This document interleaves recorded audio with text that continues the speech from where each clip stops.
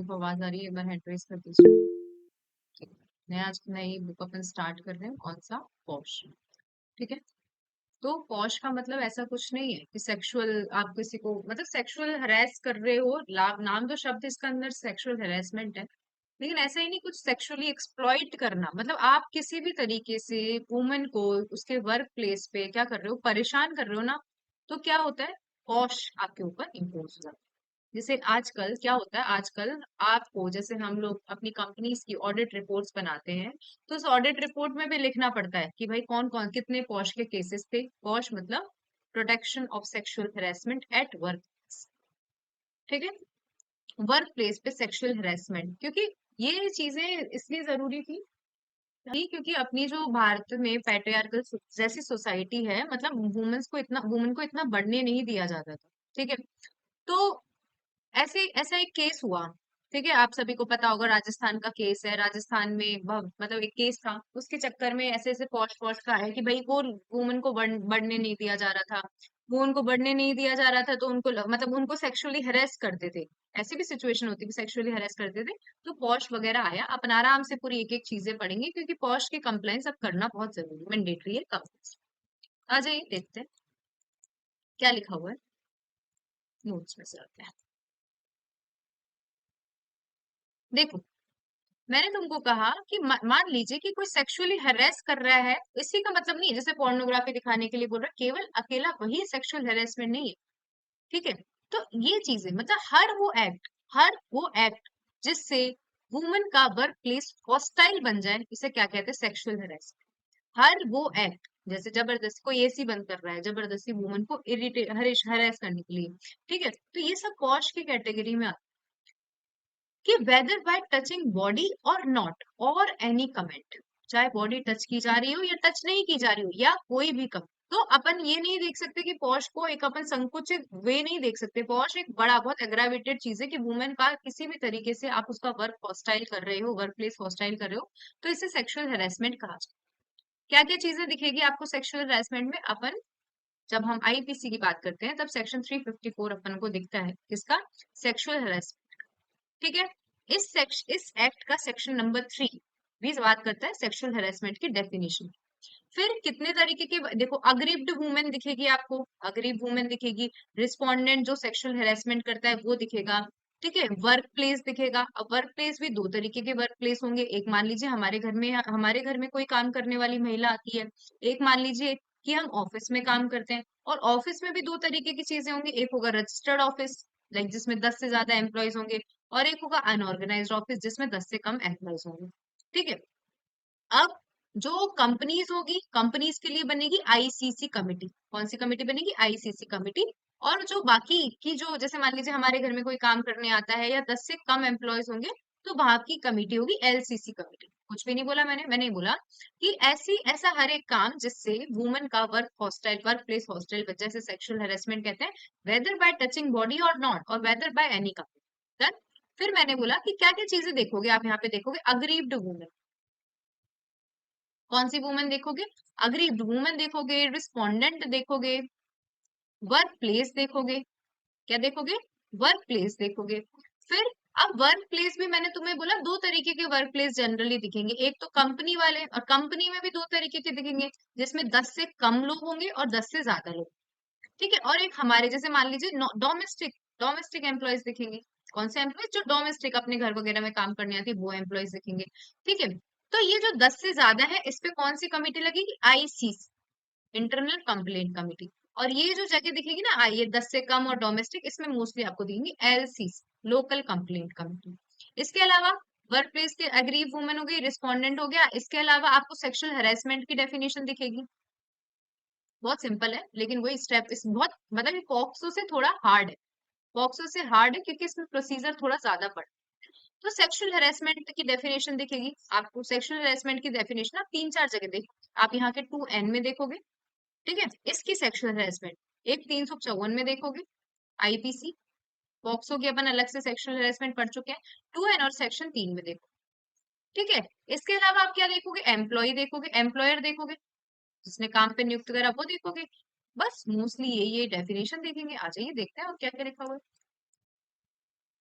ICC committee, LCC committee. देखो अपन chapter number भी याद कर लेते हैं, कितने चैप्टर है, 8 चैप्टर है। ठीक है, वन को अभी छोड़ देते, वन में स्टार्टिंग की चीजें होंगी, डेफिनेशन एंड ऑल होगी। चैप्टर नंबर 2 आईसीसी कमिटी, बड़ी जगह का स्टार्ट करेंगे ना सबसे पहले। Chapter number 2 ICC committee, chapter number 3 मतलब आईसीसी एलसीसी संबंधित चीजें आई। चैप्टर नंबर 4 में कैसे कंप्लेंट लगेगी, चैप्टर नंबर 5 में कैसे इंक्वायरी होगी, चैप्टर नंबर 6 में एम्प्लॉयर की क्या ड्यूटी है, चैप्टर नंबर 7 में डिस्ट्रिक्ट ऑफिसर का क्या ड्यूटी है, और चैप्टर नंबर 8 में मिस। कहाँ से शुरू करा, एक जनरल होगा चैप्टर का नाम, पहला चैप्टर प्रिलिमिनरी टाइप का होगा, वो हम दिमाग नहीं लगते। Chapter number 2 ICC committee, chapter number 3 LCC committee. ठीक है, फिर क्या होगी, कंप्लेंट लगेगी, chapter number 4 complaint, chapter number 5 उसकी इंक्वायरी हो, इंक्वायरी होगी, कंप्लेंट इंक्वायरी, और वहीं खत्म हो जाता है चैप्टर नंबर 5 में। फिर नॉर्मल कंपनी में कौन दिखेंगे तुम्हें, एम्प्लॉयर, तो एम्प्लॉयर की ड्यूटी दिखेगी।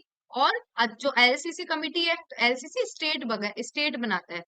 ठीक है, तो एलसीसी के लिए आपको डिस्ट्रिक्ट ऑफिसर दिखेंगे, और लास्ट चैप्टर है मिसलेनियस। एक बार हैंड रेस कर दो, सिंपल सिंपल समझ में आया, ये ध्यान रखोगे ना, एलसीसी मतलब छोटी जगह, छोटी जगह की चीजें जिसमें 10 से कम एम्प्लॉयज हो, जो हमारे घर काम करते हो। आईसीसी, आईसीसी कोई भी यदि कंपनी में जॉब करता होगा तो मैं मानती हूँ कि वहां पे आईसी कमेटी होगी, आईसीसी कमेटी होगी। तो आईसीसी कमेटी में ये ठीक है, ये दोनों ध्यान रखोगे। तो तुम कुछ सोचो, आईसीसी कमेटी में कौन होगा, एम्प्लॉयर, कंपनी का एम्प्लॉयर होगा ना, डायरेक्टर मैनेजर। और एलसीसी कमेटी में कौन होगा, एलसीसी कमेटी में होगा, कौन दिखेगा तुम्हारे को, लाइक एलसीसी कमेटी में अपन को दिखेंगे ये लाइक ये नोडल ऑफिसर दिखेंगे, डिस्ट्रिक्ट ऑफिसर दिखेंगे। ठीक है, क्योंकि आईसीसी कंपनी के हेड कौन होगा, कंपनी, कंपनी। और एलसीसी में मैंने बोला स्टेट वगैरह बनाएगी, तो यहाँ पे दिखेंगे तुमको डिस्ट्रिक्ट ऑफिसर। अब आइए, क्या बोला था मैंने, कि अब यहाँ पे ये क्वेश्चन आता है कि पॉश तो अभी 2013 में आया है, पॉश आपका 2013 का एक्ट। तो इससे पहले कैसे चीजें चलती थी, इससे पहले भी लाइक चलती थी भाई, ऐसे थोड़ी कि सेक्सुअल हेरेसमेंट तो 2013 के बाद चलना स्टार्ट हुआ, सेक्सुअल हेरेसमेंट को कंट्रोल 2013 में किया गया। Vishakha versus state of Rajasthan में, मानती होंगी आप सभी को केस पता होगा, भवरी देवी का केस। तो थोड़ा सा फैक्ट पढ़ लेते हैं कि गवर्नमेंट एम्प्लॉय थी राजस्थान में भवरी देवी, उसने स्टॉप करने का ट्राई किया चाइल्ड मैरिज। ठीक है, अब वो क्या, उसको ऐसा लग रहा है कि मतलब चाइल्ड मैरिज को स्टॉप करने का ट्राई किया, तो वहां के जो भी आदमी लोग थे उनको थोड़ा सा अजीब सा फील हुआ, इन लोगों ने आउटरेज कर, इससे आउटरेज होकर उसका क्या करते हैं, गैंग रेप कर दिया। ठीक है, she filed the case but lost. Inspired by this incident, various NGO filed this case as PIL. Here there was demand to protect and safeguard of women in this guidelines. कौन कौन थे इस guidelines में, Vishakha versus state of Rajasthan की guidelines, सीजे JS Verma, BN कृपाल, सुजाता मनु। ठीक है, मतलब ऐसा नहीं था कि पहली बार इस एक्ट में 300 सेक्सुअल हेरासमेंट वर्ड यूज हुआ, क्योंकि हम आईपीसी में 354 में ऑलरेडी पढ़ते थे। लेकिन इसकी एक्सटेंसिव डेफिनेशन, जब अपन आईपीसी की डेफिनेशन पढ़ते हैं तो वहां पे अपन को पता है फिजिकल कांटेक्ट इंक्लूडिंग एडवांसेस। फिर अपन पढ़ते हैं जितना मुझे याद आ रहा है एक pornography, showing pornography.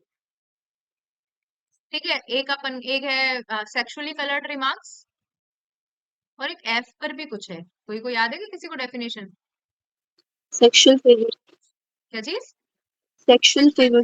Sexual favour. ये 4 डेफिनेशन आई होप आप सभी को थोड़ा थोड़ा तो माइंड में आ गई होगी। Physical contact including advances, second sexually favour, है ना, और फिर तीसरा सेक्सुअली कलर्ड रिमार्क्स, और चौथा शोइंग पोर्नोग्राफी, एक पोर्नोग्राफी उसके अंदर। ठीक है, तो ये देखो, लेकिन इसकी extensive definition was given, what various means like touching the body. देखो, बॉडी टच करना एसेंशियल नहीं था। It includes all circumstances which make the environment hostile. कि वो तो 354 की डेफिनेशन थी, इन्होंने कहा इस एक्ट में क्या कर दिया, इसको थोड़ा सा एक्सटेंसिव कर दिया। ठीक है, इट वाज आल्सो स्टेटेड, यह भी कहा गया इस एक्ट के जो गाइडलाइंस है, that if workplace it is the duty of employer to safeguard the woman, because each and every woman is not capable to go the police station and lodge complaint। ये सारी situation ऐसी आई कि भाई जो जैसे मान लीजिए कि कोई महिला है, हमारे ऑफिस में भी होता है, मतलब हमारे ऑफिस में तो बहुत मैंडेटरी बड़ा अच्छा ऑफिस है, तो मतलब कोई महिला है, अब वो महिला, हर महिला जाके कंप्लेंट रेज नहीं कर सकती, ऐसी स्थिति है भारत देश की, कर तो सकती है, लेकिन भारत देश की ऐसी स्थिति है, मुंह बंद करना महिलाएं ज्यादा पसंद करती है, आजकल के जमाने में फिर भी करने लगी, लेकिन बहुत आज भी सिर्फ 10% मान लो, 90% नहीं, मुंह बंद करती है भाई, हो गया तो हो गया। तो ये सिचुएशन थी, इन्होंने कहा इस गाइडलाइन में, तुमसे पूछा Vishakha versus state of Rajasthan की गाइडलाइन, तो इस Vishakha versus state of guidelines में सेक्सुअल हरासमेंट की डेफिनेशन को एक्सटेंसिव कर दिया है। क्या कर दिया गया? एक्सटेंसिव। इन्होंने कहा कि केवल टच करना जरूरी नहीं, ऐसे सारी चीजें जिससे वर्क प्लेस हॉस्टाइल बन जाए, वो आपका सेक्सुअल हरासमेंट है। इन्होंने कहा it is the duty of the employer to protect all the womens, जो भी सारी वुमेन्स है उसकी आपकी ड्यूटी है एम्प्लॉयर की कि उनकी सुरक्षा की जाए, क्योंकि हर महिला जाकर कंप्लेंट रेज नहीं कर सकती है। ठीक है। और आईसी जो इंटरनेशनल कन्वेंशन है 25 जून 2023 को हुई थी, जब मैंने आपको पॉक्सो याद करवाया था तो मैंने बोला था 25 दिसंबर 1993, यहाँ पे 25 जून 1993 को एक इंटरनेशनल कन्वेंशन हुई थी, उसके तहत भी इस एक्ट को बनाया गया।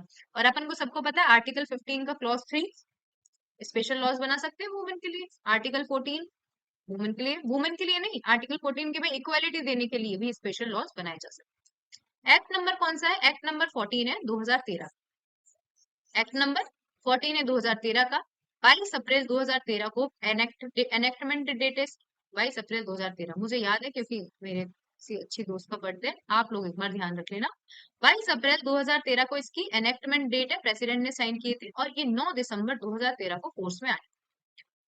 केस 1997 का था, एक्ट 2013 में आया। 1997 से लेकर 2013 तक जो भी काम चले वो विशाखा गाइडलाइन की फाइंडिंग से सॉर्ट आउट। ठीक है। फिर अब देखो, ये सब चीजें हैं, अब ये मैं आपको बता दूंगी धीरे धीरे धीरे धीरे, सब मैंने इसे बना रखे हैं।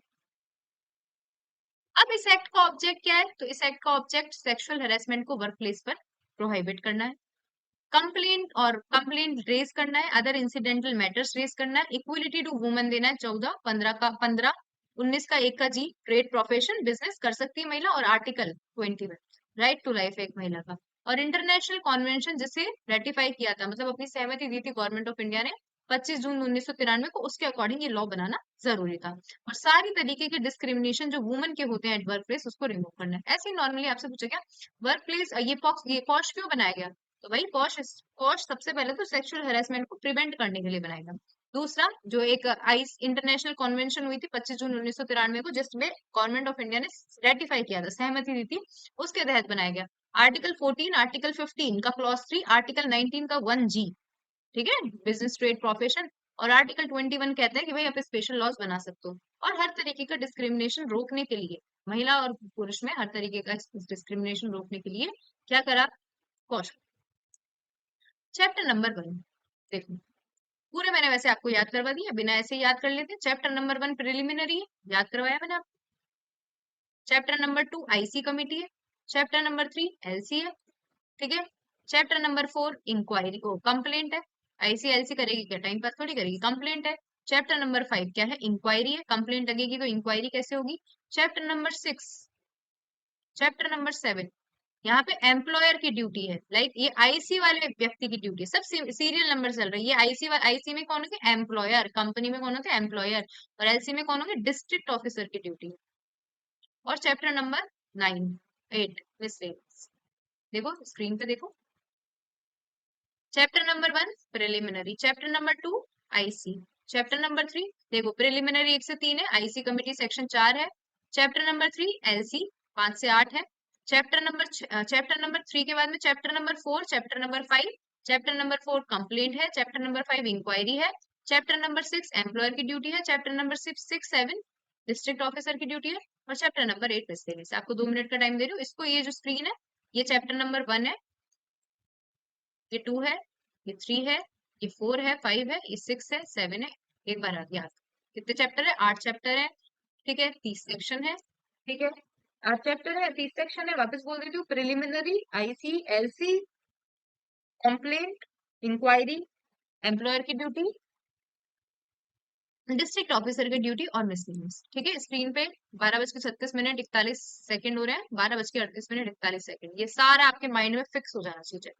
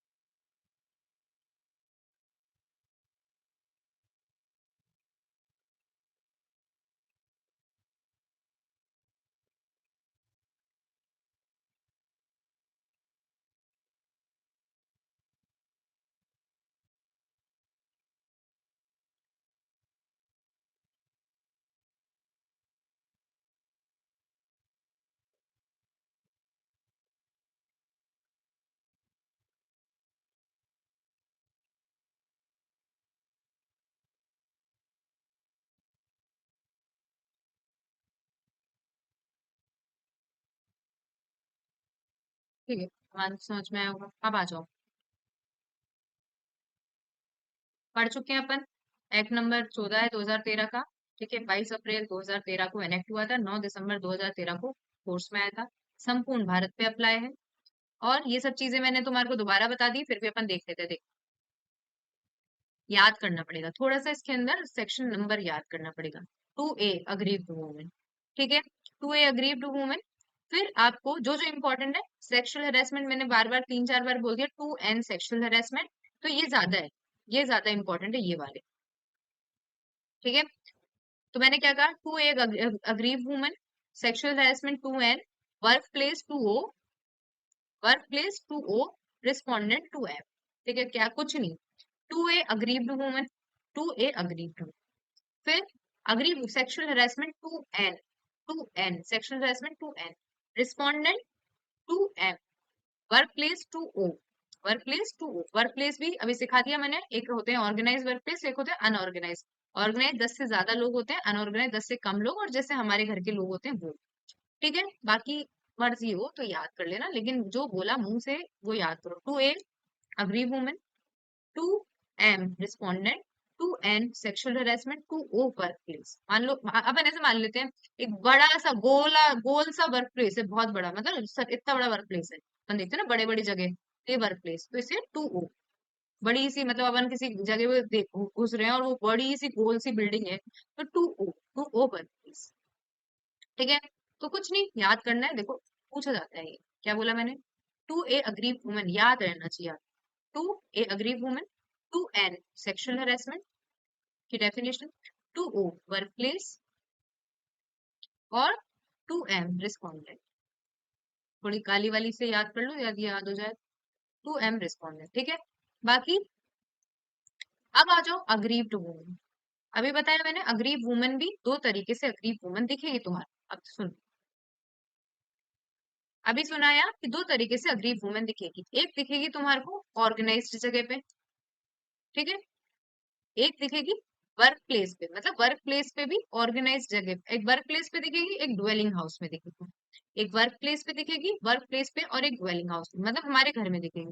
वर्क प्लेस पे किसी भी एज की वुमेन, ध्यान से सुनना, मैं बताती हूँ, याद रखना है, ये बहुत इंपॉर्टेंट डेफिनेशन है, याद नहीं करोगे तो चीजें सॉर्ट आउट नहीं होगी। देखो, ये वर्क प्लेस है, ये तुम्हारा ऑफिस है। ये किताब कहाँ, उसमें नीचे खत्म कैसे हो गई, आर्ट तो दी थी मैंने। एक वर्क प्लेस है, मान लो एक ऑफिस है, एक ऑफिस है। ऑफिस में मान लीजिए रमा नाम की लड़की काम करती है। ठीक है, रमा नाम की लड़की काम करती है, तो ये भी अग्रीव्ड वुमेन है यदि इसके साथ कुछ होता है। मान लीजिए रमा की फ्रेंड इसके ऑफिस इससे मिलने आती है, रमा की फ्रेंड इससे ऑफिस इससे मिलने आती है, तो ये भी अग्रीव्ड वुमेन है यदि इसके साथ में सेक्सुअल हरेसमेंट होता है। एक बार हैंड रेस करो। चाहे अभी रमा एम्प्लॉयड है और फ्रेंड एम्प्लॉयड नहीं है, आपको ये याद रखना है, जो ऑफिस होते हैं, चाहे व्यक्ति काम करता हो चाहे व्यक्ति काम नहीं करता हो, डन ना, याद रहेगा सबको, एक बार हैंड रेस करो, मतलब बिल्कुल याद रखना है आप। और ड्वेलिंग हाउस में, जब हम ड्वेलिंग हाउस की बात करते हैं, ड्वेलिंग हाउस में तो हर दूसरे दिन कोई ना कोई आता रहता है। ठीक है, तो ड्वेलिंग हाउस में जो वाकई काम करती हो वो अग्री वुमेन, मतलब आपको, आप जिस ड्वेलिंग हाउस में किसी वुमेन को यदि पे करते हो ना, यदि उसके साथ में सेक्सुअल हेरासमेंट होता है तो वो अग्री वुमेन है। याद रहेगा अर्चित, मिनी, शिखा, निकिता, गरिमा, कि यदि अपन ऑफिस की बात करें तो चाहे ऑफिस में नौकरी करती हो या ऑफिस में नौकरी नहीं करती हो, कोई भी बंदा आया, कोई भी बंदी आई, ठीक है, कोई भी बंदी आई, चाहे वो एम्प्लॉयड हो चाहे एम्प्लॉयड नहीं हो, तो वो अग्रीव्ड वुमेन है यदि उसके साथ में सेक्सुअल हेरासमेंट होता है। और ड्वेलिंग हाउस में वाकई नौकरी करना जरूरी है, वाकई पैसे देना जरूरी है। ठीक है, शांति से एक मिनट।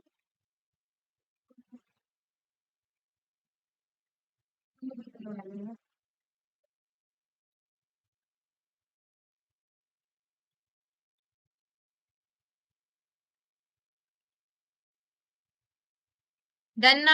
अब देखो, आ जाइए aggrieved women for work place, for work place, women of any as, women of any as, किसी भी उम्र की महिला, 1 साल, 2 साल, 18 साल, 20 साल, 25 साल, किसी भी उम्र की, वेदर शी इज एम्प्लॉयड और नॉट, ठीक है, sexually harassed by the respondent, respondent का मतलब जो सेक्सुअली हरास कर रहा है, तो वर्क प्लेस पे woman of any age, woman of any age whether employed और not, sexually harassed by the respondent is called aggrieved woman। और वर्क प्लेस पे, वर्क प्लेस पे क्या बोला मैंने, woman of any age, woman of any age who is employed in that house, who is harassed by the respondent। मैं मानती हूँ समझ में आ गया होगा। अच्छा ये बेरक देखते हैं। देखो इसके अंदर सेक्शन कम है, बिल्कुल ध्यान से मेरी बात सुनने की कोशिश करना। इसके अंदर सेक्शन कम है लेकिन इसका प्रोसीजर थोड़ा टिपिकल है, ठीक है, पॉक्सो के कंपैरिजन में थोड़ा टिपिकल है, तो ट्राई यही करना कि क्लासेस पूरी देख। Definition, aggrieved woman, to a aggrieved woman in relation to a workplace,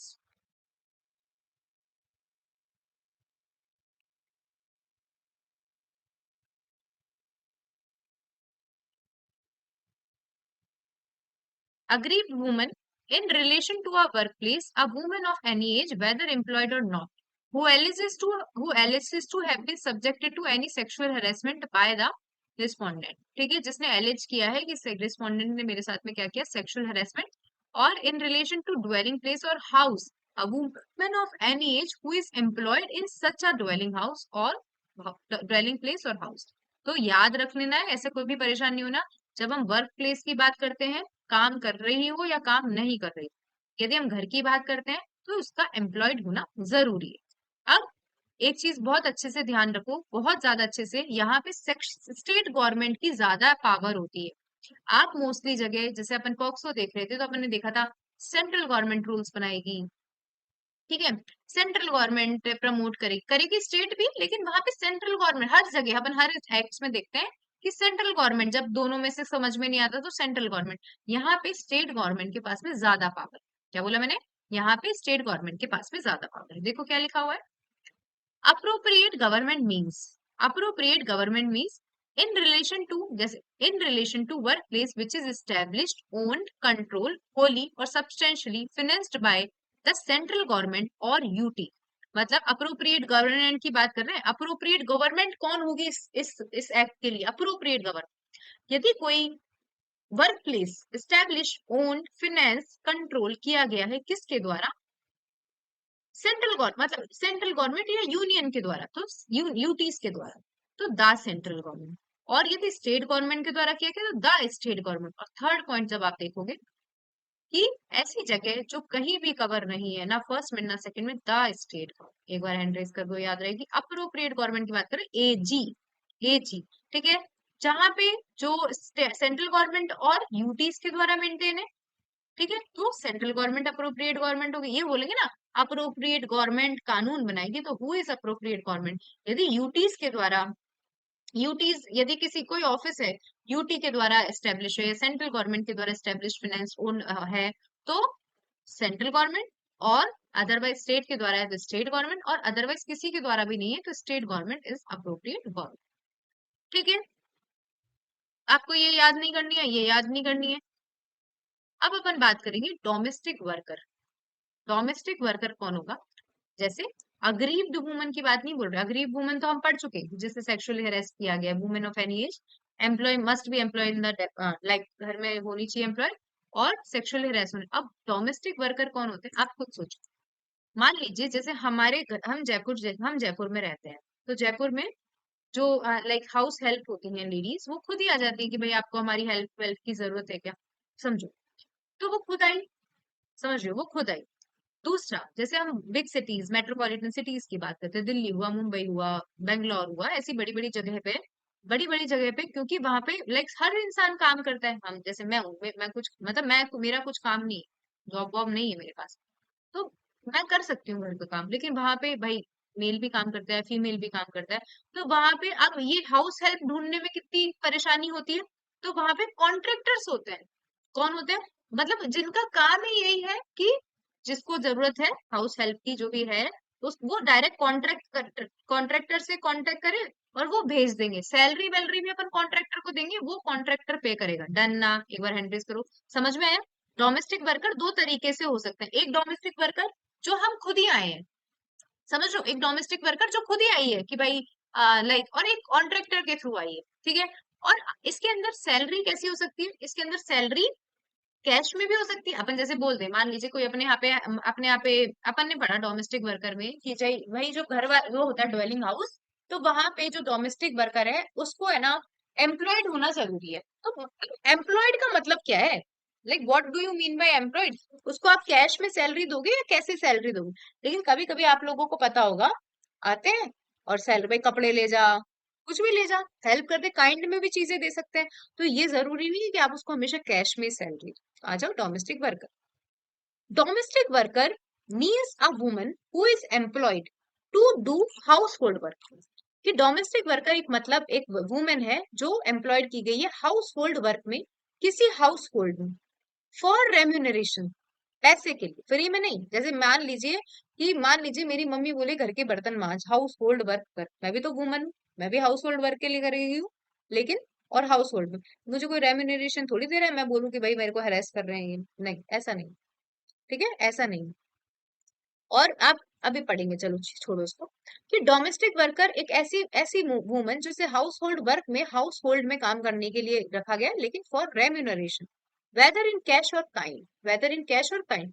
देखो, थ्रू डायरेक्टली, मैंने क्या कहा था, डायरेक्टली आती है जैसे जयपुर जैसी जगह में, और through an agency on a temporary, permanent, part time, full time, चाहे 1 मिनट के लिए आए, चाहे आप उसका काम सिर्फ, जैसे मान लीजिए कि बेबी सिटिंग, छोटे बच्चे को संभालने का काम है, कुछ भी काम, चाहे परमानेंट आए, चाहे टेम्पररी आए, चाहे पार्ट टाइम आए, चाहे फुल टाइम आए, बट डज नॉट इंक्लूड, इसमें पारुल जैन को मना कर दिया कि भाई but does not include any member of the family of the employer. भाई लिखना जरूरी था ना, यदि तुम ये यहाँ तक डेफिनेशन लिख देते तो बोल देते ले भाई पारुल को रेम्यूनरेशन भी मिल रहा है। फिर यहाँ पे इसने इसलिए लिख दिया but does not include any member of the family of the employer. याद रहेगी domestic worker means a woman who is employed to do household work in any household, ठीक है, in any house hold, and remuneration मिलता है weather cash और kind, वो आती है डायरेक्टली या वो आती है किसी एजेंसी के थ्रू, ठीक है, चाहे पार्ट टाइम, चाहे फुल टाइम, चाहे टेम्पररी, चाहे permanent, but does not include a family member of the employer. अब एम्प्लॉय का मतलब आप सुनो ध्यान से, ये बहुत इतना याद नहीं करना है, लेकिन फिर भी आपको थोड़ा सा पढ़ लो। हु इज एम्प्लॉय, ये बोल रहे हैं, देखो, एम्प्लॉय डोमेस्टिक वर्कर इसलिए बताया क्योंकि अपन ने देखो यहाँ वर्क प्लेस पढ़ा, क्या पढ़ा, यहाँ अपन ने वर्क प्लेस पढ़ा, और यहाँ पे अपन ने पढ़ा वर्क प्लेस, और यहाँ पढ़ा ड्वेलिंग हाउस। ड्वेलिंग हाउस में कौन आएगी, डोमेस्टिक वर्कर, वर्क प्लेस पे कौन आएंगे, एम्प्लॉयज। तो एम्प्लॉय, मेरी बात सुनो, जैसे एम्प्लॉय मतलब परमानेंट एम्प्लॉय, एम्प्लॉय मतलब टेम्पररी एम्प्लॉय। जैसे मान लीजिए मैं एक होटल की ऑडिटर हूँ, तो हम लोग जब साइन करते थे, तो जैसे बड़ी पार्टीज होती थी, तो हर व्यक्ति को मतलब एडिशनल व्यक्तियों को बुला लिया जाता था कि भाई तुम एक काम करो, होटल में काम है तो तुम ये आज के लिए तुम्हारे को ये काम करना है। तो ये कौन है, टेम्पररी व्यक्ति। इवन दो मेरे होटल में रजिस्टर्ड नहीं है वो व्यक्ति, लेकिन मैं टेम्पररी काम करने के लिए बुला रही हूँ, ठीक है। एक होते हैं अप्रेंटिस, ट्रेनिंग, जैसे मान लीजिए ट्रेनिंग्स, ये सब दिखते हैं अपन को। एक होते हैं जो कॉन्ट्रैक्टर्स के थ्रू आते हैं, मान लीजिए कि हमारा होटल है, होटल के बाद सिक्योरिटी गार्ड है, तो अपन को देखो सिक्योरिटी गार्ड को अपॉइंट करना एक बड़ा बिग टास्क है, बड़ा टास्क है भाई, कौन सिक्योरिटी गार्ड मतलब बाहर का गार्ड बनेगा। तो इनको क्या करते हैं, इनके लिए लाइक कॉन्ट्रैक्टर्स रहते हैं, एजेंसीज रहती है, तो वो लोग, समझना। अब चाहे इनको पैसा मिल रहा हो चाहे पैसा नहीं मिल रहा हो, ट्रेनीज को पैसा मिलता है क्या, भाई ट्रेनीज को पैसा पैसा नहीं मिलता ना। आप खुद ही देखो किसी लीगल जगह पे आप काम करो, नए नए ट्रेनी आए तो वो बोलेंगे 2 महीने फ्री में काम करो। तो देखो, मैंने क्या कहा, part time, full time, temporary, permanent, सबको नेटवर्क इशू सबको आ रहा है क्या, यस मैम। आवाज नहीं आ रही है ऐसा? नो मैम, स्क्रीन चली गई थी अभी कुछ अभी देर के सबको आ लिए। रही है स्क्रीन, सबको दिख रही है क्या? नहीं मैम, अभी तुम्हारे तो घर में नेट खराब है। हाँ चलो, अब दिख रही है क्या? Yes ma'am. ठीक है निकिता, तो अब नहीं देखो मैम, शायद मेरा एम्प्लॉय, ख्याल वापस करती हूँ। हाँ शायद नेट खराब भी, मैं वापस ज्वाइन करती हूँ। ठीक है, देखो अब अपन बात करते हैं एम्प्लॉय की। सबको दिख रही है ना? अर्चित अर्चित शिखा दिख रही है वो स्क्रीन? हाँ मैम दिख रही है। देखो अब एम्प्लॉय याद नहीं करना आपको, एम्प्लॉय ना पूछेगा कोई, लेकिन आपको बाय चांस एग्जाम में आ जाए तो लिख दो।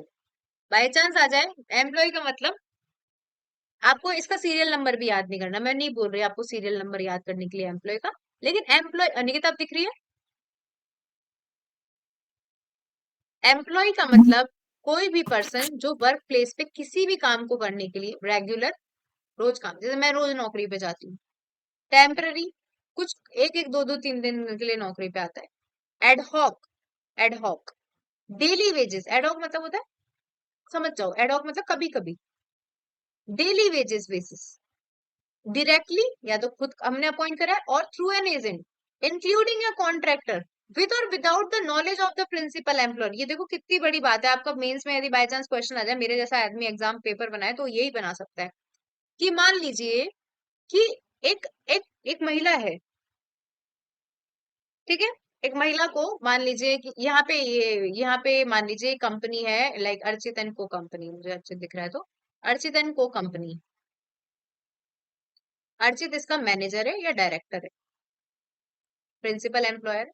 अब अर्चित ने क्या करा है, अर्चित ने यहाँ पे निकिता को अपॉइंट कर रखा है कि भाई मैं तो डायरेक्टर हूँ, मैं थोड़ी ये काम करता रहूंगा, तू मैनेजर है, तू मैनेजर है, तू एक काम कर कि जैसे मान लीजिए कि तुझे कोई इमरजेंसी काम आ जाए ना, तो तू क्या कर लेना, कहीं से जैसे बाहर दिहाड़ी के लोग होते हैं ना, वो लेकर आ जाना। मान लो एक वुमन को लेकर आ गई निकिता, ठीक है, चाहे अर्चित को पता हो चाहे अर्चित को पता नहीं हो, भाई निकिता का काम है संभालना। अब जैसे मान लीजिए हमारी कंपनीज है, जो हमारी कंपनी है उसकी 19 कंपनी है, कितनी कंपनी, 19-20 कंपनी है, तो हमारी कंपनी के 4 हेड है, तो उन चारों को क्या पता होगा कि 19 कंपनी में कौन कौन काम कर रहा है? पता होगा कि ऐसा पॉसिबल थोड़ी है।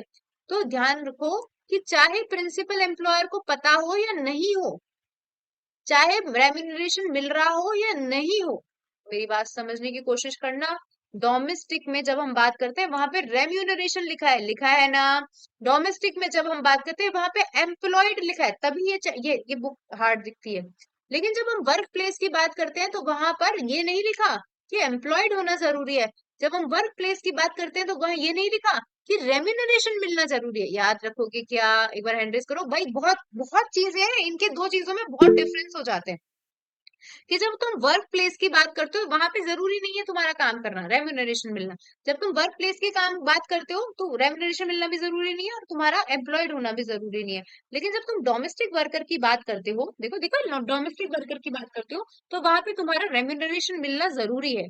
और एम्प्लॉय की बात करते हो, वर्क प्लेस में एम्प्लॉयज होते हैं, तो वहां पे तुम्हारा रेम्यूनरेशन तुम्हें मिले या नहीं मिले, ठीक है, co-worker, probationer, trainee, apprentice, called by any name, Parul चाहे कैसे नेम से जा रही हो वहां पे, चाहे तुम उसको ट्रेनी बोलो। अब ये अपनी चीजों को पीछे नहीं, अपनी चीजों को पीछे नहीं कर सकते, मतलब कि भाई ये मैं मुझे तो पता ही नहीं था, ये मेरे यहाँ काम कर दिया।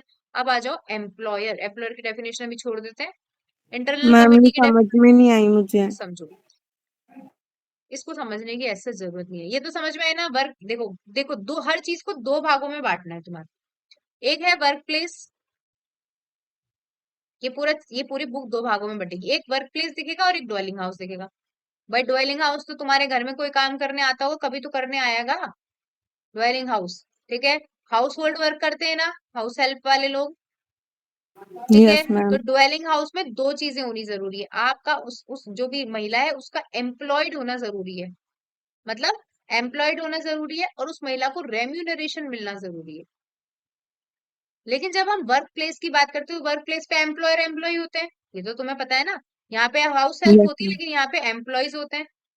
एम्प्लॉय का मतलब कोई भी एम्प्लॉय, कोई भी एम्प्लॉय, चाहे वो ट्रेनी हो, चाहे वो अप्रेंटिस हो, चाहे वो रेगुलर हो, चाहे वो कॉन्ट्रैक्ट के थ्रू आ रहा हो, चाहे किसी भी नाम से उसे बोला जा रहा हो, किसी भी नाम से बोला जा रहा हो, चाहे उसे रेम्यूनरेशन मिल रहा हो या नहीं मिल रहा हो, चाहे प्रिंसिपल और जो प्रिंसिपल एम्प्लॉयर है उसको पता हो कि ये व्यक्ति काम करता है, मेरे यहाँ नहीं काम करता है। एग्जाम्पल दिया ना कि भाई मेरी कंपनी त्रिमूर्ति जो है उसकी कम से कम 19 से 20 कंपनीज है, तो त्रिमूर्ति के तो 3 ही डायरेक्टर हैं, 3 डायरेक्टर को क्या पता होगा कि 20 कंपनी में कौन कौन काम करने आ रहा है रोज, भाई 20 मैम ये कंपनीज बात को तो यकीन। समझ में आ गई, लेकिन ये जो पैसे वाली बात है तो उसके लिए ऐसा क्यों लिखा है कि चाहे मिले या ना मिले? अरे तो फ्री में तुम मान लो तुम किसी लीगल लीगल फर्म में काम करती हो और तुम नई नई लीगल फर्म ज्वाइन करिए, पैसे मिलेगा क्या तुम्हारे को? तो तुम पे क्या सेक्सुअल हरासमेंट का एक्ट अप्लाई नहीं होगा क्या? Yes ma'am. समझ हाँ अब गई आ क्या? गया मैम। भाई कॉमन सेंस ना, मैंने समझाया ना कि चाहे काम चाहे एम्प्लॉय तुम एम्प्लॉयड नहीं हो, मतलब तुम्हें रेम्यूनरेशन नहीं मिलता, फ्री में भी तो काम करते हैं, ट्रेनीज नहीं काम करते क्या? हम लोग भी सीएस की 15-15 18-18 महीने की ट्रेनिंग होती है, सीए की 3-3 साल, उसमें कम मतलब ऐसे मिलते हैं 1,000 2,000 3,000, फ्री में भी काम करवाते हैं ना गरिमा, डन ना? यस मान तो मैम, यस चीजें मैम। क्लियर हो गई होगी कि चाहे पैसे मिले नहीं मिले, यहाँ पैसा मिलना जरूरी है हाउस हेल्प को, फ्री में काम करने वाले लोग नहीं चल रहे हाउस हेल्प में। ठीक है, ये चैप्टर 2 पार्ट्स में बटते हुए बटेगा, मतलब यहाँ वर्क प्लेस चलेगा और यहाँ डवेलिंग हाउस चलेगा। मैं मानती हूँ समझ में आ गया होगा। पूरी डेफिनेशन एक बार जब मैं क्लास खत्म करूँ, आपको डेफिनेशन एक बार ऊपर ऊपर से सरसरी नजरों से देखनी है। ठीक है, आईसी कमिटी अपन को ये पढ़ना नहीं है, ये अपन पीछे पढ़ेंगे। लोकल कमिटी ये पढ़ना नहीं है, मेंबर भी पढ़ना नहीं है, प्रेस्क्राइब तुम्हें पढ़ना नहीं है, रिस्पोंडेंट तुम्हें पढ़ना नहीं है, मैंने बोला था रिस्पोंडेंट। अब समझो, रिस्पोंडेंट यहाँ पे लिखा है क्या? आदमी, मेल लिखा हुआ है क्या?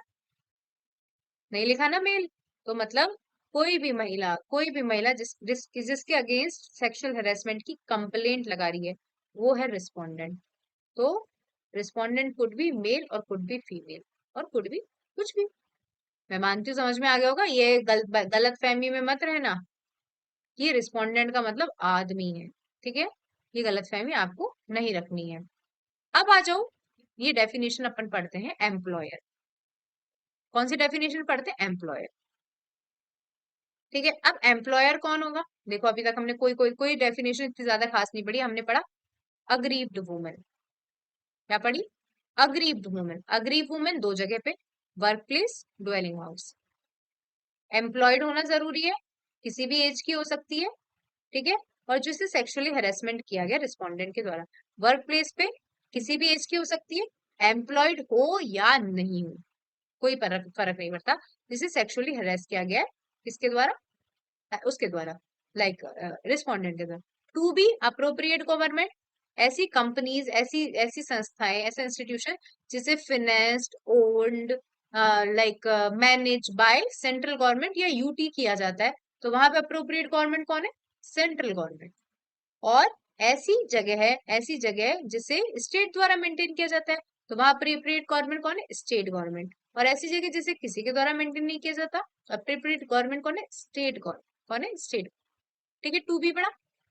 इसके बाद में हमने एक एक उसके बाद में मुझे कुछ भी याद नहीं है, इसके बाद में अपन ने पूछी डोमेस्टिक वर्कर। इसकी डेफिनेशन, डोमेस्टिक वर्कर तो एक महिला जो हाउस होल्ड वर्क के लिए रखी गई है, रेम्यूनरेशन मिल रहा है उसको, वेदर कैश और इन काइंड, चाहे वो डायरेक्टली अपॉइंट हुई हो, चाहे वो एजेंसी के थ्रू अपॉइंट हो, but does not include family member. ठीक है, ये डोमेस्टिक वर्कर पढ़ा। तो डोमेस्टिक वर्कर के साथ में हम पढ़ेंगे एम्प्लॉय। एम्प्लॉय मैंने आपको बता ही दिया। अब वर्क प्लेस पे क्या होते हैं? एम्प्लॉयर। एम्प्लॉयर होते हैं वर्क प्लेस पे, तो आ जाइए एम्प्लॉयर कौन कौन हो सकते हैं? एम्प्लॉयर मतलब कौन नियुक्त करने वाला व्यक्ति हो सकता है, तो आ जाइए एम्प्लॉयर। कुछ भी नहीं है, सिंपल सिंपल है। कोई भी डिपार्टमेंट, एक चीज याद कर लो, कैसे याद कर सकते हैं आप उनको? ड्यू याद कर लो। कोई भी डिपार्टमेंट अंडरटेकिंग ऑर्गेनाइजेशन। ठीक है, इतना सिंपल सा याद कर लो। कोई भी एनी डिपार्टमेंट अंडरटेकिंग ऑर्गेनाइजेशन। ठीक है, in relation to any department organise undertaking organisation. ठीक है, the head of the department organisation undertaking. ठीक है, और such other officer as the appropriate government और the local authority as the case में be by order specify in this behalf. देखो ये किसके लिए बोल रहा है? ये ऐसे डीयूओ, ऐसे डीयूओ जो अप्रोप्रिएट गवर्नमेंट के हैं, ऐसे डीयूओ, ऐसे डिपार्टमेंट, वैसे मुझे याद है ड्यू, मैं ड्यू और ओ ऐसे करके याद करती हूँ, ड्यू और ओ, ऐसे डिपार्टमेंट, ऐसे अंडरटेकिंग, ऐसी एस्टेब्लिशमेंट और ऐसे ऑर्गेनाइजेशन जो अप्रोप्रिएट गवर्नमेंट के हैं। किसके हैं? जो अप्रोप्रिएट गवर्नमेंट के हैं या किसी लोकल अथॉरिटी के हैं, तो वहां का हेड क्या होगा? एम्प्लॉयर होगा। क्या होगा? वहां का हेड एम्प्लॉयर होगा। और यदि एम्प्लॉयर नहीं है, तो जो अप्रोप्रिएट गवर्नमेंट ने क्या कर रखा हो, नियुक्त कर रखा हो, वो एम्प्लॉयर होगा। ठीक है, अब समझ में आ जाएगा। देखो मैं बताती हूँ आपको, कुछ भी नहीं। अपन बात कर रहे हैं एम्प्लॉयर, नौकरी पे रखने वाला। सबसे पहले अपन गवर्नमेंट की बात करते हैं। किसकी बात करते हैं? गवर्नमेंट। तो इन्होंने बोला ऐसा ड्यू ओ डिपार्टमेंट, अंडरटेकिंग, एंटरप्राइजेस, ऑर्गेनाइजेशन जिसे अप्रोप्रिएट गवर्नमेंट के द्वारा क्या किया जाता है? अप्रोप्रिएट गवर्नमेंट के द्वारा बनाई गई है। तो इसका हेड ऑफ द डिपार्टमेंट, सबसे हेड ऑफ द डिपार्टमेंट। और यदि हेड ऑफ डिपार्टमेंट को भी नहीं रखना तो अप्रोप्रिएट गवर्नमेंट कोई व्यक्ति को नियुक्त करती है, वो कौन होगा? एम्प्लॉयर। ठीक है, सबसे बड़े लेवल की बात पहुंच गए अपन, अप्रोप्रिएट गवर्नमेंट। फिर ऐसी चीज जो फर्स्ट में नहीं आती है, ठीक है, ऐसा ऐसा जो ऐसा इंस्टीट्यूशन, ऐसा एस्टेब्लिशमेंट जो फर्स्ट में नहीं आता है, तो वहां पे एमएससी, एमएससी पढ़ते हैं क्या? होती है क्या? मास्टर इन साइंस होती है ना। तो जो मैनेजमेंट करता है, जो सुपरविजन करता है, और जो कंट्रोल करता है। तो सेकंड पॉइंट देखो अप्रोप्रिएट इसका, एम्प्लॉयर का। In any workplace not covered under clause 1, any person responsible for management, supervision and control of the workplace. Explanation को छोड़ दो, कुछ भी नहीं है। ऐसा वर्कप्लेस जो फर्स्ट और सेकंड में नहीं आता है, ऐसा वर्कप्लेस जो फर्स्ट और सेकंड में नहीं आता है। मान लो पारुल जगह है, पारुल की जगह है, ठीक है, पारुल की जगह है, तो मतलब ना फर्स्ट में आ रही ना सेकंड में आ रही, तो कौन होगा? जो कॉन्ट्रेक्चुअल ऑब्लिगेशन निभाता है, जो क्या करता है? कॉन्ट्रेक्चुअल ऑब्लिगेशन ऑब्लिगेशन को डिस्चार्ज करता है, वह व्यक्ति होगा। अब पारुल का घर भी तो हो सकता है। तीन तो अपन ने बड़ी बड़ी चीजें याद करी, समझो। तीन तो अपन ने किससे रिलेटेड पढ़ा है? वर्क प्लेस से रिलेटेड। पहला वर्क प्लेस जो अप्रोप्रिएट गवर्नमेंट के अंदर है, जिसमें अप्रोप्रिएट गवर्नमेंट ने जिस व्यक्ति को नियुक्त करा है, या जो भी हेड ऑफ द डिपार्टमेंट। फिर सेकंड की ऐसा चीज जो फर्स्ट पॉइंट पे नहीं आता, जो क्या कर रहा है? उसका मैनेजमेंट कर रहा है, उसका सुपरविजन कर रहा है, उसका कंट्रोल कर रहा है। और जो फर्स्ट और सेकंड दोनों में नहीं आता, वो जो उसको कॉन्ट्रेक्चुअल ऑब्लिगेशन को डिस्चार्ज कर। ठीक है, अब बात करेंगे भाई ड्वेलिंग हाउस में भी तो एम्प्लॉयर होगा, ड्वेलिंग हाउस में भी तो मम्मी पापा होंगे जो एम्प्लॉय करेंगे। तो in relation to dwelling house, जो उस इंसान से बेनिफिट उठा रहा है, डोमेस्टिक वर्कर का जो बेनिफिट उठा रहा है, irrespective of the number, irrespective of the time period. मान लो एक ही दिन आई, और मेरी मम्मी तो भाई साहब बहुत हाउस हेल्प होती है, बहुत टॉर्चर करती है। पता नहीं सबकी मम्मियां करती होंगी, यहाँ धूल रह गई, यहाँ ये रह गई, उनके पीछे पीछे घूमती रहेंगी। तो वो अगले दिन से नहीं आती वाकई में। अब तो आजकल वाली आंटी तो आ रही है, लेकिन वाकई में अगले दिन से नहीं आ रही आती। तो ऐसे थोड़ी बोल सकती है कि ये तो एक दिन ही आई थी, मैं क्या इसको सेक्सुअली हेरेस करूंगी, है ना, हॉस्टाइल क्यों बनाऊंगी मैं इसका। देखो सेक्सुअली हेरेस का मतलब अगेन, मतलब ऐसा थोड़ी है अपन, सेक्सुअल हेरेसमेंट का मतलब ये नहीं है सेक्सुअली उसने इन्होंने एक्सप्लॉइट करा। सेक्सुअल हेरेसमेंट का मतलब है जिससे आपका वर्क प्लेस हॉस्टाइल बन गया। ठीक है, तो ड्वेलिंग हाउस में वह सारा व्यक्ति जिसने उसको एम्प्लॉय किया है, जो डोमेस्टिक वर्कर है, और जो बेनिफिट उठा रहा है domestic work, irrespective of the number, time period and type of worker employed, या नेचर ऑफ, इससे कोई फर्क नहीं पड़ता किस काम के लिए आया है, किस काम के लिए आई है, उससे कोई भी फर्क नहीं पड़ता। चाहे वो अगेन पार्ट टाइम हो, फुल टाइम हो, उससे कोई भी फर्क नहीं पड़ता है। मैं मानती हूँ याद हो गए, हमने कुछ याद नहीं करा। हमने याद करा सबसे पहले अग्रीव्ड वुमन, अग्रीव वुमन जिसे सेक्सुअली हरेस किया गया, रिस्पोंडेंट। इसके बाद हमने पढ़ा अप्रोप्रिएट गवर्नमेंट, क्योंकि आप पीछे शब्द देखोगे बार बार, अप्रोप्रिएट गवर्नमेंट, अप्रोप्रिएट गवर्नमेंट, यहाँ पे ये नहीं देखोगे सेंट्रल गवर्नमेंट स्टेट गवर्नमेंट, आप देखोगे अप्रोप्रिएट। तो सेंट्रल गवर्नमेंट जहाँ पे यूटी सेंट्रल गवर्नमेंट हैंडल करता है, स्टेट गवर्नमेंट जहाँ स्टेट गवर्नमेंट हैंडल करता है, जहाँ जिसका कोई नहीं है उसका स्टेट गवर्नमेंट है। यहाँ कौन है? स्टेट।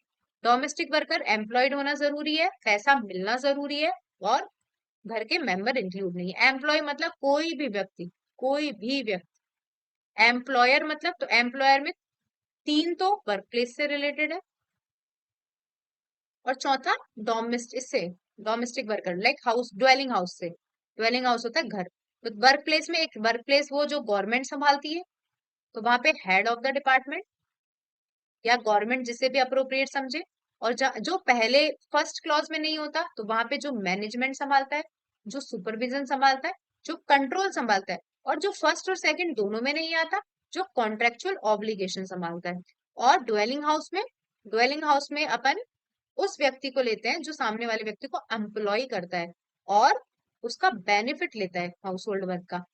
ठीक है, हाउस होल्ड वर्क का बेनिफिट लेता है, चाहे कितने रिस्पेक्टिव ऑफ नंबर हो, चाहे कितना ही टाइम निकल जाए, एक बार हैंड रेस कर दो, भाई डेफिनेशन ही खा जाता है इनके सेक्शन, तो कहने को 30 सेक्शन है ये, लेकिन इसके डेफिनेशन क्लॉज थोड़ा बड़ा है। देखते हैं इसके बाद रिस्पोंडेंट की डेफिनेशन। रिस्पोंडेंट की डेफिनेशन क्या हुई, देखो अग्रीव में क्या लिखा था, अग्रीव में लिखा था जिससे सेक्सुअली हेरेस किया रिस्पोंडेंट ने, और रिस्पोंडेंट में लिखा है जिससे जिसकी कंप्लेंट लगाई है अग्रीव्ड वुमन ने। सेक्सुअल हेरेसमेंट पढ़ लेते हैं क्योंकि पढ़ा हुआ ही है, जैसे 2N के साथ में सेक्शन 3 पढ़ा जाता है, लेकिन 2N बिल्कुल 354 जैसा ही है। ठीक है, तो 354 देखो, sexual harassment includes one of the more of unwelcome act and behavior। देखो क्या लिखा है, ये शब्द आपको याद रखना है, unwelcome act and behaviour. Unwelcome act, तो सेक्सुअल harassment का मतलब है कोई भी अनवेलकम एक्ट और बिहेवियर। तो क्या क्या चीज है, फिजिकल कॉन्टेक्ट एंड एडवांसेस, वही डेफिनेशन है। फिर मुझे ऐसे याद था, मैंने जब आईपीसी भी पढ़ा है तो मैंने वहां भी बोला है एफसी, मैंने हमारे ऐसे याद करा था एफसी। एफसी होते हैं फाइनेंशियल कंट्रोलर, क्योंकि हम अकाउंट्स का काम करते हैं तो वहां पे मेरे को इसलिए याद है एफसी। तो demand for sexual favour, c making sexually coloured remarks, ठीक है, शोइंग पोर्नोग्राफी, और मैंने आपको समझा दिया कि ये एक्ट एक्सटेंसिव डेफिनेशन बताता है, any other unwelcome physical moral verbal conduct of sexual nature. एक बार हैंड रेज करो, सेक्सुअल हेरेसमेंट की डेफिनेशन याद हो गई, पूरी आईपीसी की कॉपी है। क्या क्या बोला, सबसे पहले हमने बोला any physical contact including advances, second sexually favor, demand for sexually favor, third making sexually colored remarks, fourth showing pornography, fifth any other unwelcome act, verbal act, जिससे क्या हो रहा है, जो सेक्सुअल नेचर के हैं। तो ये सब सेक्सुअल हेरासमेंट की डेफिनेशन के अंदर आते हैं। एक लास्ट डेफिनेशन बच जाएगी, चलो एक ये वाली कर लेता है, अनऑर्गेनाइज सेक्टर। देखो मैंने अभी समझाया, अभी तक अपन कितने भागों में बांट के चल रहे थे, एक बांट रहे थे वर्क प्लेस और एक बांट रहे थे ड्वेलिंग हाउस, यही बांट रहे थे। लेकिन वर्क प्लेस को मैंने स्टार्टिंग में समझा दिया आपको, दो तरीके से बटेगा, एक होगा ऑर्गेनाइज्ड वर्क प्लेस और एक होता है अनऑर्गेनाइज्ड वर्क प्लेस। जैसे मान लो कि मैं यहाँ पे काम करती हूँ इनोवेटिव जुडिशरी का, मेरे बुक्स वगैरह निकालते हैं, ऐसे थोड़ी 10 से ज्यादा लोग होंगे, 10 से कम लोग, ये मेरा है अनऑर्गेनाइज्ड वर्क प्लेस। तो what is unorganised work place, कि जो 10 से कम लोग हैं जो कुछ भी काम करते हैं, सेल परचेज सर्विस, देख लेते हैं, यही याद है मुझे, देख लेते हैं। मुझे बहुत कठिन लगता है ये, कठिन का मतलब ऐसे नहीं है पढ़ते पढ़ते मुझे याद हो जाता है, एग्जाम में लिखने में याद ही नहीं आता है। तो अनऑर्गेनाइज सेक्टर मतलब एक ऐसा वर्क प्लेस जो ओन किया जाता है इंडिविजुअल के द्वारा या सेल्फ एम्प्लॉयड वर्कर के द्वारा। जैसे मान लो मैंने होल्ड कर रखा है या सेल्फ एम्प्लॉयड वर्कर्स ने होल्ड कर रखा है, ठीक है, जिसमें जो क्या करते हैं, सेल करते हैं, सर्विस प्रोवाइड करते हैं, किसी चीज को प्रोड्यूस करते हैं, व्हाटसोएवर, चाहे किसी भी नाम से कहा जाए, जिसके अंदर एम्प्लॉय कितने, 10 से कम एम्प्लॉय, 10 से कम एम्प्लॉय। याद कर देते पूरा चैप्टर, पूरा याद कर लेते, हमने क्या क्या पढ़ा, हमने पढ़ा सेक्सुअल हरासमेंट मतलब किसी भी वुमन का हॉस्टाइल हो जाए। 8 चैप्टर है, पहला चैप्टर प्रिलिमिनरी है, दूसरा आईसी है, तीसरा एलसी है, चौथा कंप्लेन है, पांचवा इंक्वायरी है, छठा एम्प्लॉयर की ड्यूटी है, सातवां डिस्ट्रिक्ट ऑफिसर की ड्यूटी है, आठवां मिसलेनियस है। ठीक है, फिर हम डेफिनेशन हमने हमने पढ़ा कि ये चैप्टर दो पार्ट, ये पूरा बुक दो पार्ट में चलेगी, एक होंगे वर्क प्लेस, एक होता है ड्वेलिंग हाउस। वर्क प्लेस भी दो पार्ट में चलेंगे, वर्क प्लेस एक ऑर्गेनाइज वर्क प्लेस, एक अनऑर्गेनाइज वर्क प्लेस। ठीक है, फिर हमने पढ़ा अग्रीव वुमन, किसी भी एज की वुमन, किसी भी एज की वुमन ऑफिस में है, वर्क प्लेस पे है, तो चाहे वो नौकरी करती हो या नहीं करती हो, ठीक है। और ड्वेलिंग हाउस की बात करेंगे तो नौकरी करना जरूरी है। फिर अप्रोप्रिएट गवर्नमेंट, स्टेट गवर्नमेंट को प्रायोरिटी ज्यादा है, ठीक है। 2C मतलब फिर हम पढ़ेंगे ड्वेलिंग डोमेस्टिक वर्कर, नौकरी करना जरूरी है, रेम्यूनरेशन मिलना जरूरी है, लेकिन घर के मेंबर इंक्लूड नहीं है। एम्प्लॉय में रेम्यूनरेशन मिलना जरूरी नहीं है, फ्री का इंसान भी चाहे वो थोड़े टाइम के लिए भी आए वो एम्प्लॉय। एम्प्लॉयर की डेफिनेशन को, एक तीन तो वर्क प्लेस है और चौथा डोमेस्टिक वो है, लाइक ड्वेलिंग हाउस है। तो वर्क प्लेस में सबसे बड़ा वर्क प्लेस जो सेंट्रल गवर्नमेंट हैंडल करे, ऐसा थोड़ी कि सेंट्रल गवर्नमेंट में पहुंच नहीं लगता, गवर्नमेंट में पहुंच नहीं लगता, सेंट्रल गवर्नमेंट हैंडल करता है।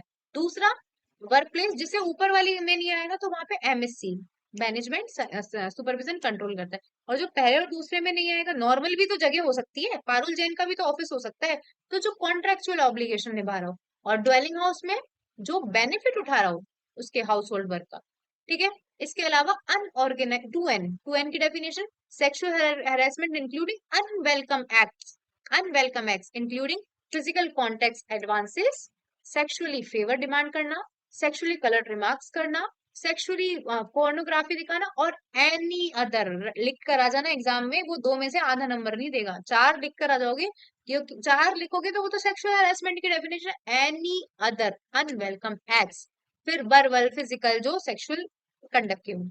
अनऑर्गेनाइज सेक्टर मतलब जो सेक्टर जिसे इंडिविजुअल चलाते हैं या वो चला रहे हैं, लोग चला रहे हैं, पर्सन चला रहे हैं, लेकिन जिसके अंदर 10 से कम लोग हैं जो चाहे किसी भी काम में लगे हो, cell purchase production of goods service and all. एक बार एंट्रीज कर दो क्लास में, यदि मैं छोड़ रही हूँ ना 5 मिनट के अंदर डेफिनेशन रट लेना, जो छोड़िए ना बस एक अपनी वर्क प्लेस की डेफिनेशन छूट जाएगी, बताऊंगी उसके अंदर, मतलब उसके अंदर, चलो छोड़ो कल बताएंगे, बहुत ज्यादा हो जाएगा फिर, ठीक है।